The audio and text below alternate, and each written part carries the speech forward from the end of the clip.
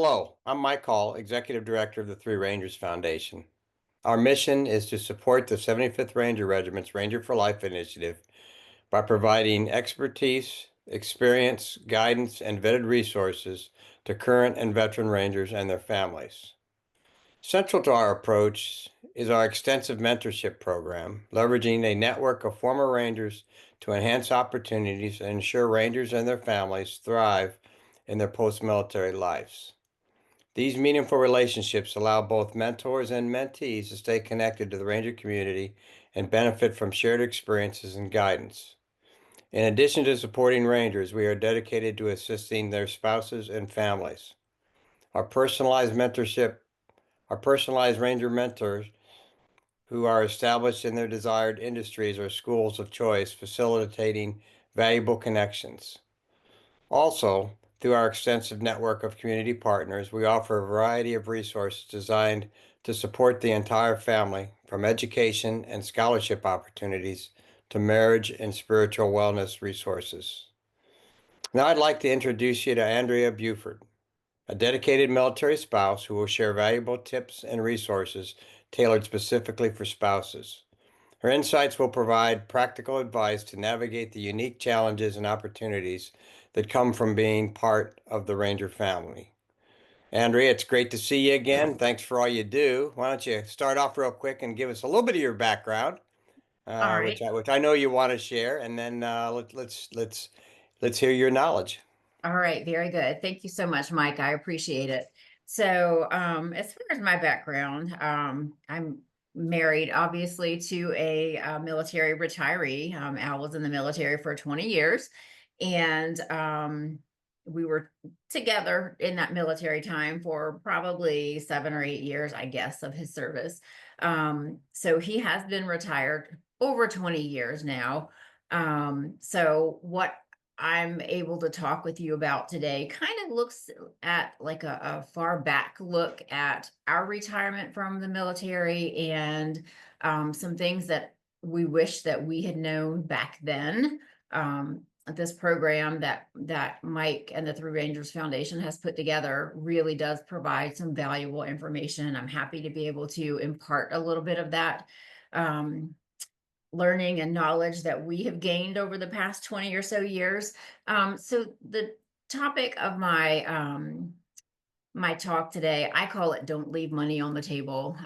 To me, what that means is there are things that I wish that I had realized earlier in our retirement, even earlier in our lives, that are just good reminders about how to be good stewards of your own financial information, I guess, your own finances.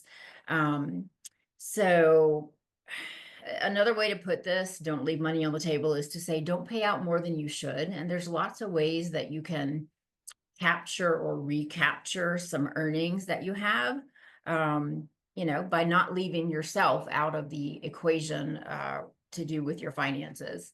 So I'm going to real quick move on and let's see what we're going to talk about today. We're going to talk about a focus on health insurance and how that changes for you once you separate from the military, a look at finances, banking, and then finally, from the spouse's perspective, as far as separating from the military. Okay, first up is health insurance, and this is a big one because it's different. It's different if you've been in the military healthcare system for your entire military career, and you have been, obviously. It's going to seem a little bit different. You're going to wonder how does healthcare work? How does health insurance work? Um, you're going to have an opportunity to choose your health insurance. And if you're retiring from the military, of course, you have the option to stay with TRICARE and simply just have TRICARE. It's a not too big of a premium amount that you pay every month. It's kind of a small amount. You would expect TRICARE to cover about 80% of your medical expenses, and then the 20% would be left for you to pay. And that's kind of a general number for all insurances. Usually insurance will cover about about 80% and you're left with 20. There's different types of TRICARE plans, and I'm not going to talk about those because I know that they've changed a lot since we retired from the military. Scenario two is, at your retirement age from the military, you're probably still young enough that you're actually going to work full time, possibly.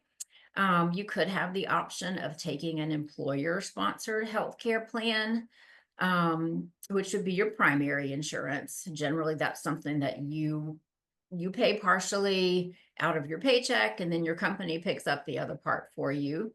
You could choose to add, along with that, TRICARE as a supplement to that.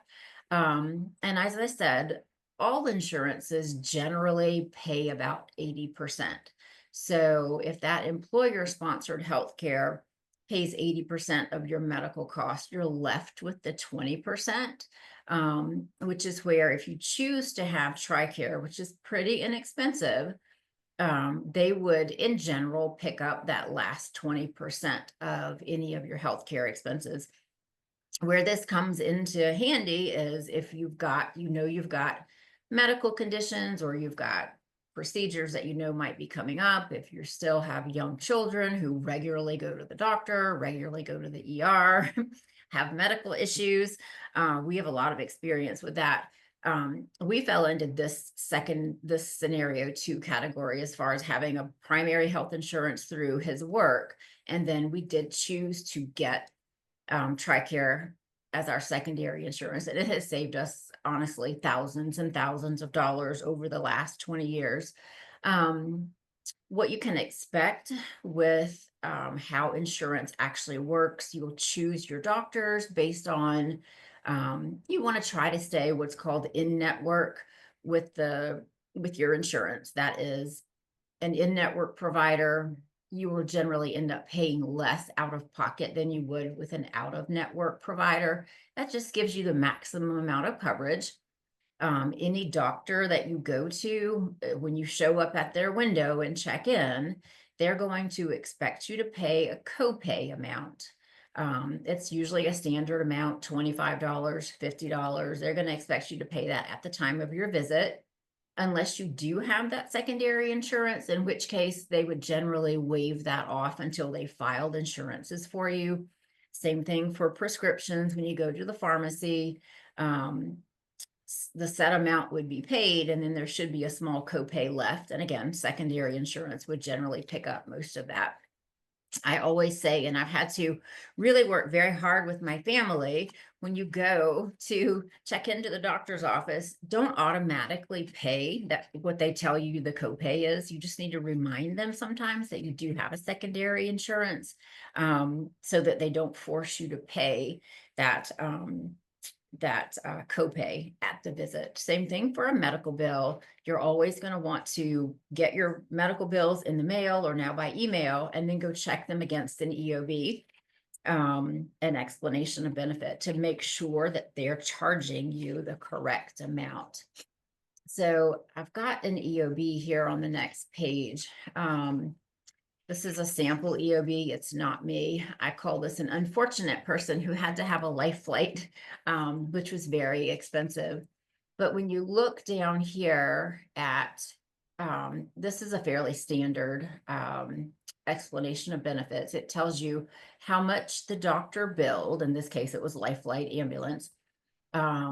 This assumes that there is another primary insurance, how much they paid, how much TRICARE paid, and the amount you owe is zero. So if you could imagine only having the primary insurance and you're being charged $89,000 and the other insurance paid $9,700, there's always a write-off amount, but you can imagine how much you might have to pay out of pocket if you didn't have TRICARE as that secondary.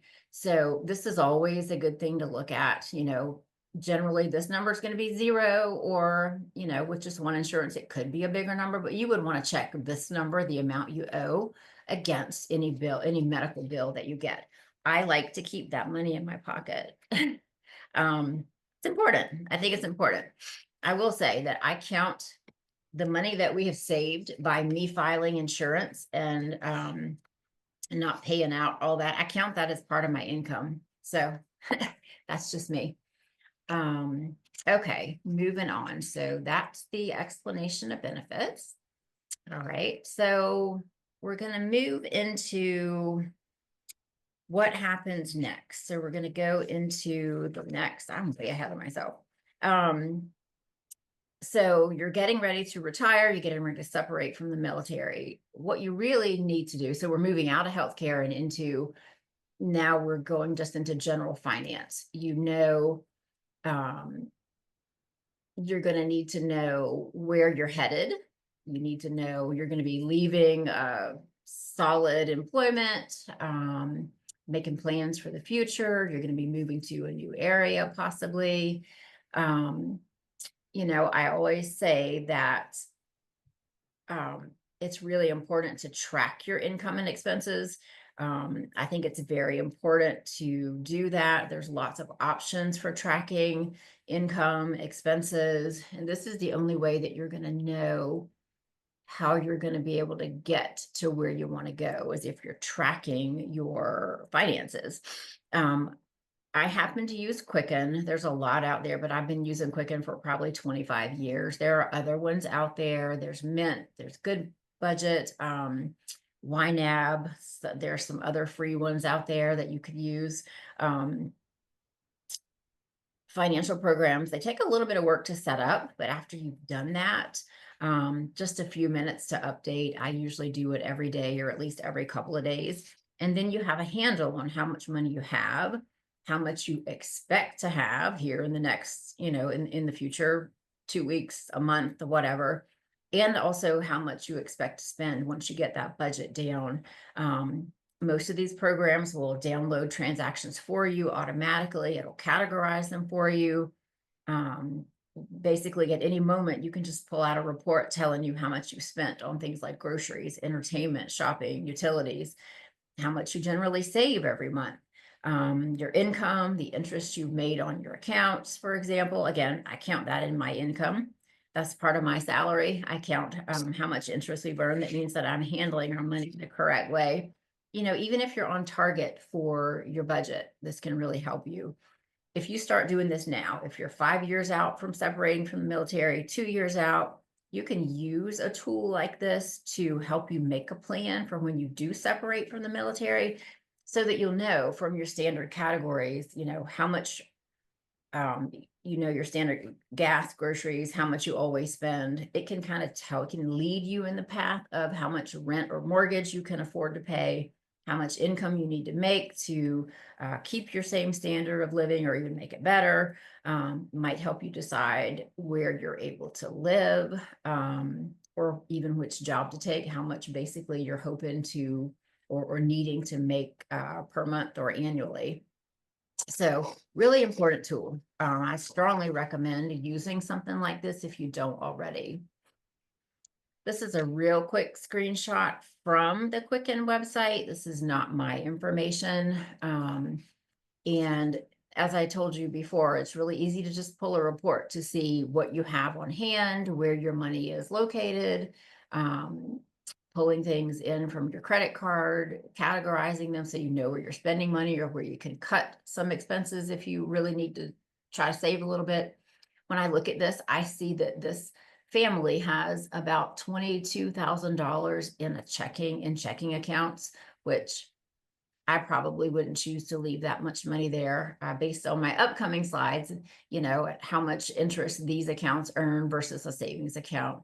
But as an example, this is a really good report that you could pull.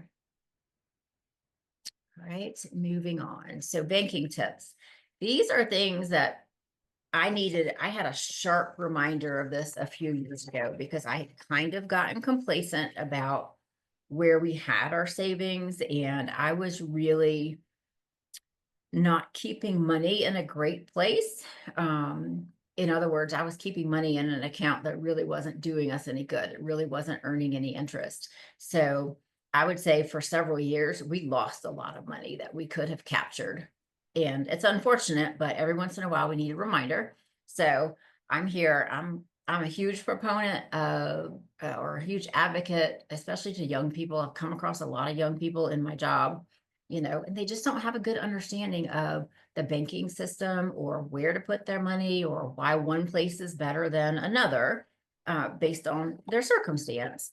Um, and so this is something I feel very passionate about talking to people about. I say, number one, you get a paycheck, pay yourself first. That's an old standby. That means have a plan of how much money you are going to put into your savings account. If it's an emergency fund, a separate banking account that you are not planning to spend from, I call that my permanent savings. Um, and then, this is money that I might take at some point and put in an investment account. This is not my account where, if the car breaks down, I'm going to spend it out of a different account, hopefully. So knowing where you put that money and seeing it add up as far as your interest is really important. So what is the best place to put the money? So going back to that little screenshot that I showed you from the Quicken website, this person had a lot of money in a checking account. Well, checking accounts don't earn much money in interest typically. At my last check, I mean, the most that you're going to find is 0.1% to 0.05%, which is pretty much nothing.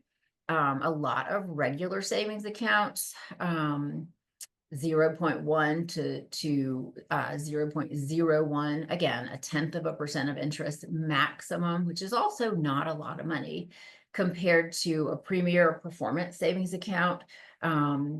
At my last time that I pulled data, it was up to 3.8%. I'm not sure. I didn't pull data this month to see where interest rates have gone the past month. But there's a big difference in 3.8 and a tenth of a percent. So those are your accounts where you can put money in, you can take money out pretty much without restriction.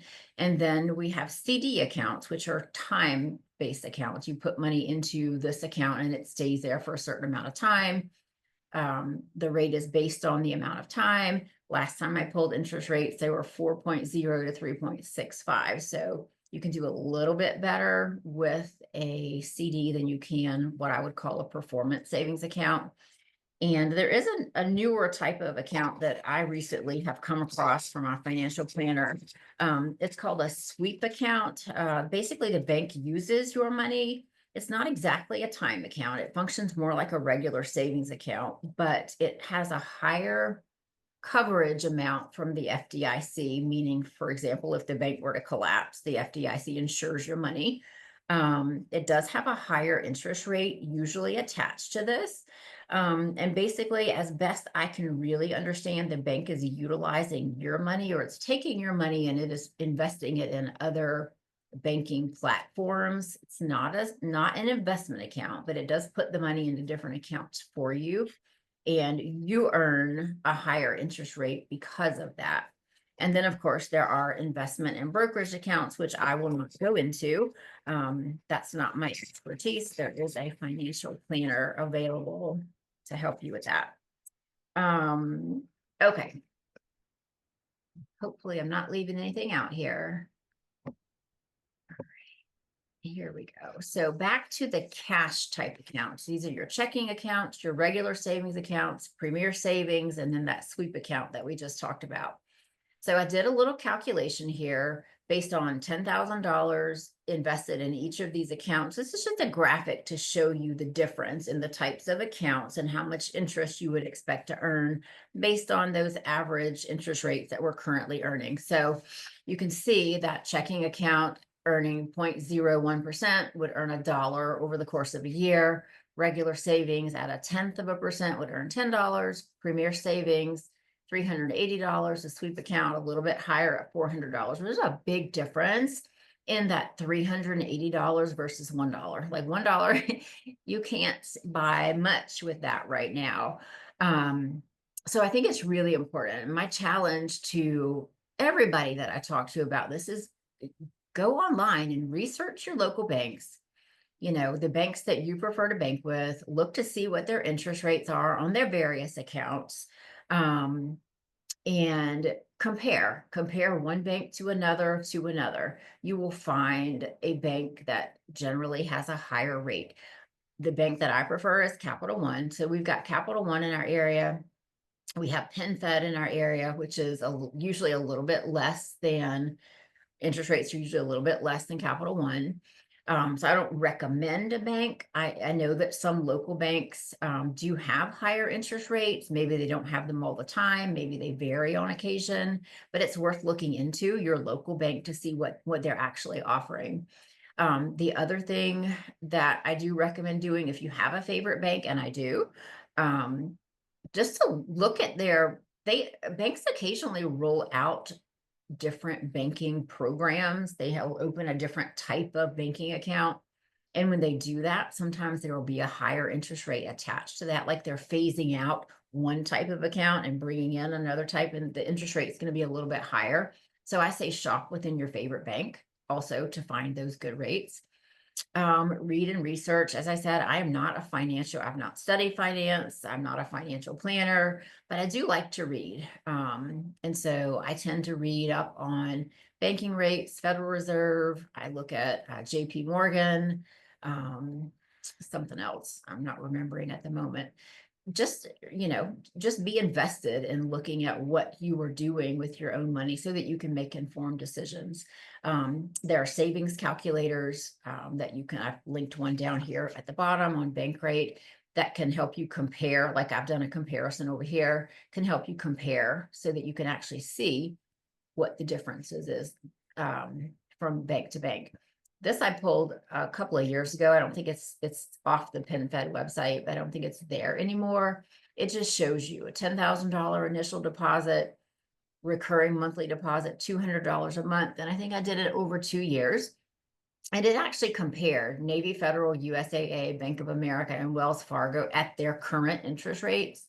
Um, it actually took it to the level of comparing the actual banks. And this is why I like this graphic. And this is showing us at PenFed, $941 of interest versus Navy Federal 75 down to Wells Fargo. These big banks really don't offer much money, $3 a year, or actually it was $3 over 2 years. So again, I like this graphic because it does show you actual banks and what their interest rates would actually net you. So again, visiting those banks and seeing what their interest rates are currently is the best thing that you can actually do. All right, next up we have time accounts. So previously we just had regular accounts where you can put your money in, take your money out at any time. A timed account such as a CD, a certificate of deposit, or a money market certificate. This is money that you would put into the bank for a certain amount of time, 12 months, 18 months, 2 years, 5 years. And the only drawback to this is I would say you want to you're investing this for a set period of time at a set interest rate. There is a penalty for early withdrawal, meaning if you invest it in a 12-month CD and you realize you need that money at 9 months in, you're going to lose not your deposit, but you're going to lose a little bit of that interest. They're going to take some of that interest that you have earned back. So there is a penalty for early withdrawal. So when you go to put your money in a CD or a timed account, you want to make sure that you're not going to need that money in the near term. Again, I pulled these rates in mid-January, and we were looking at that time, 12-month CDs were 4%, and 5-year CDs were 3.5%. So what I can tell you now, this is March, interest rates have gone down. They're definitely on a regular savings account. They have gone down to maybe the 3.3s or 3.4s.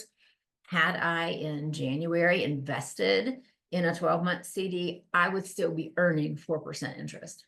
So there's the value in having a CD. You can lock into that rate. I mean, I could lock into a 3.5% right now for 5 years. And why would I do that?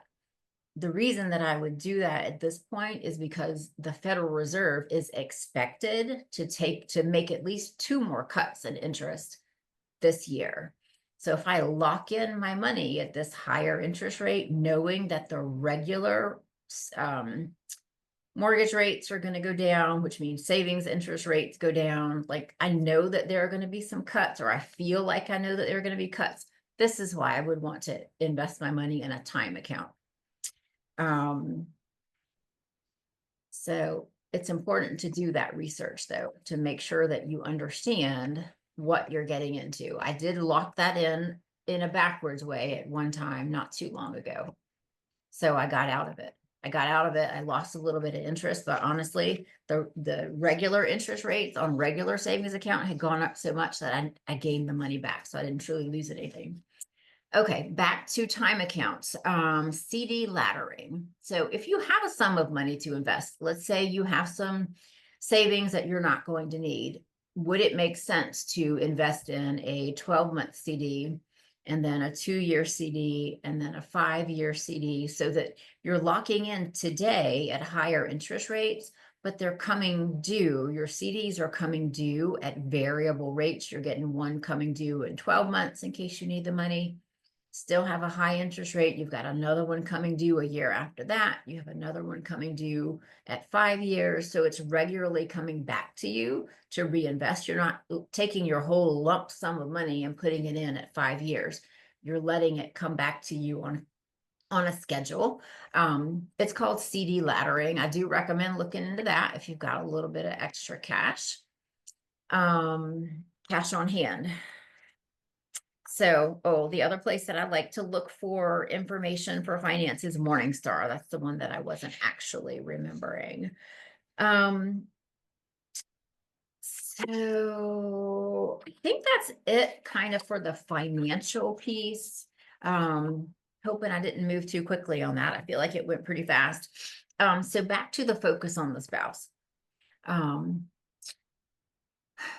The spouse is important. Obviously, you want to make sure that your perspective is heard. The transition time with getting out of the military is a little bit unsettling, or can be a little bit unsettling, depending on, how long you've been in, it's any transition can be unsettling. New job, new location. And I say this to the person who's leaving the military, but also the spouse, is to make sure that there's a lot of communication between the two of you. My own personal experience, I can tell you that you don't want to rely on the retiring spouse to figure out where you want to go next for the family. Make sure that your perspective is heard. I mean, do you have hopes and visions for what the family life is going to be like after the military? Prior to the transition, 5 years out, 3 years out, 1 year out, where are you as the spouse in your life, and where are you hoping to go? Are you thinking that, at the time that the spouse separates, is the youngest child going to be out of high school? Or is the youngest child going to be in school? Does that give you some free time? Not free time. There's no such thing as free time, but you're having your spouse perhaps being a little more available on a more regular basis. Is there something that frees up in your lifetime? Are you currently employed? You could earn another certificate. Are you wanting to get a job or a different job? Is there a degree or certificate that you want to get? There's training that you can have. There's inexpensive training that's out there that kind of could boost up your resume. Things like there's Udemy, there's Coursera, there's tons of Microsoft courses that are things that are inexpensive or fairly reasonable in cost. Get on a website, look around, start moving yourself towards something. Now, as the spouse is preparing to transition, you can also be preparing to transition. Sometimes it's hard to see ourselves out of the box that we're currently in, meaning, okay, your spouse is deployed a lot and has been deployed a lot. Maybe you haven't had a whole lot of, ability to see yourself beyond the current, okay, I've got to get, my kids are in school, I have to make sure their homework is done, I've got to do, and you're doing all this yourself, and maybe you don't have a lot of time to really think about, what am I going to be doing? But this is a great time to start doing that. I would encourage you not to wait until the spouse is out of the military and back, 100% integrated in the family. It's really important to start doing now, starting to do that now. Just encourage you to go ahead and start looking at your own future along with um, your spouse being back with your family full time. I think that's it for me, Mike. It's a really, really important, really important time for the spouse, both spouses, actually, really important time to really sit down together and make plans, both financially and otherwise. And hopefully, this has been a little bit helpful and has given you some insights into, what you can be doing now to make those plans come to fruition. Well, that was really great. And as you and I have talked before, when you first presented this, and I mentioned my wife Brenda, she's the same person, does the same kind of things. And what I think's interesting about the whole presentation, and as you are, I'm a big believer in financial advisors, because they have a perspective and depth of knowledge that we just can't get. Mhm. But what you've described here is, even without a financial advisors, it's just the very basics. Every NCO that I know that retired, just sort of followed this. So the three basics of understanding insurance. You got to have it. Mhm. Insurance is not an investment, but it can be a deficit if you don't understand it and where your money is really going, your savings and how to use that properly and why it's important, and then your investments. And it's funny, people will drive all over town to save 2 cents on a Mhm. gallon of gas, but they won't spend time to get on the internet and look at the different banks. And as you pointed out in a couple of your charts, it's amazing sometimes, what the interest that you can draw on a checkings or savings. Or banks are like Target. I mean, they're going to have specials to draw you in, and take advantage of those specials, which have long-term effects that the savings at Target don't really have. But sum it up is just use your money versus other people using your money, and that's really the success. And us looking back, and my wife thinks I'm real cheap and frugal about things, but I just thought, I want to use my money. I'm not going to let other people use my money, and intentionally or unintentionally, that's what happens if you just don't Mhm. understand and don't take the Right. time to use your money. And you don't have to spend your life in investing in the stock market to retire out of the military and be very, very comfortable if you understand how to use your money versus other people using your money. And again, it's not so much about stocks and bonds.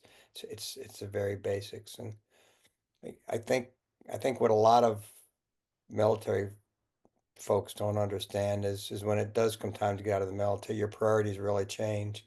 Mhm. And it takes some of us longer than others to realize that that's really true, and how you have to take into account your family and your spouse in a way you never thought of before. I mean, we all care deeply and would do anything for our family and spouse, but we sort of, in a way, take advantage of them because the Army says you got to do this, you got to deploy, you've got a unit to take care of, you're a leader, you've got other responsibilities, and the spouse and the family, they understand and they support you. But, once you get out, that changes. And, some of us sometimes forget that changes, and it's still sort of kind of about us, and what we're doing is more important, and it's not. And Yeah, well, I think the expectation is, I think probably the expectation from the spouse's perspective, is that it's going to be different. But then, if you've got a career military person who is used to performing in a certain way, it could be a little difficult sometimes to make that transition or even to realize, you know, maybe realize on a conscious level that, that they have more ability now to, or maybe they don't even realize, how much the spouse and the family really is doing. Of course, they realize it on a subconscious level, but to be really conscious of it, I think probably is, something that maybe could use a refresher, just to know, just to understand, like, oh, really, I didn't really realize. I think um, my own husband probably didn't really realize what it took us a few years to really realize, a few years after we had kids, to realize what his contribution could be into the family. And I'm not saying that in any kind of a slight way. It's just, it's different, like I've supported his business endeavor since he got out of the military. And it's kind of the same. It really is. Like there have been sacrifices. There are times that he's not here. And yeah, I do think it's just good to have a refresher on what might be coming up into the future. Absolutely. Yeah. Absolutely. And, and maybe the best example, most spouses have their own goals in life and that they put on hold to support the military career. And what most of us military folks don't realize is, if your spouse does work, I mean, he or she is not getting promoted. The company they work for is not investing in them because they know you're married to a military member and they figure you're going to move every 2 or 3 years. Mhm. So, they don't have a chance to reach their potential. And Sure. so many of my friends that have gotten out have realized that and said, this is maybe it's equal or maybe it's a little bit more, but let's figure out what you want to do. And, it's a little bit easier for me to figure out what I want to do and let's support you. Mhm. And so there's two social events going on at the same time. Are we going to go to my companies? We're going to go to your companies. Okay, let's go to your companies because me supporting you and the company seeing that is a bigger deal than we realize sometimes, even though Right. the loyalty in the past was okay, we're going to go to the military's event because that's important to his Mhm. career. Mhm. It's little things Sure. like that that we just don't think of sometimes. And Yep. the spouse is always going to say, yes, dear. Yeah, whatever you want to do, I'll be there with you.